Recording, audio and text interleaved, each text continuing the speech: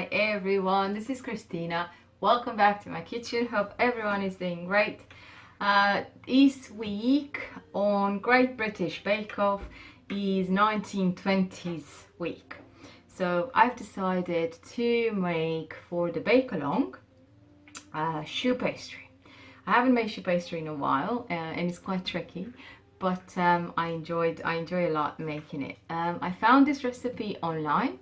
It's a recipe a factory in Wisconsin has been making since 1924.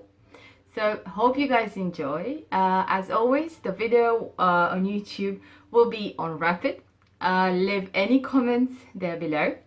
And remember, if you haven't subscribed to my channel yet, the link will be somewhere on the screen.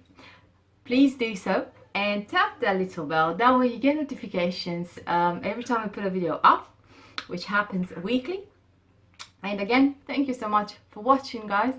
And as always, until next time, go break an egg and take care of yourselves. See you soon.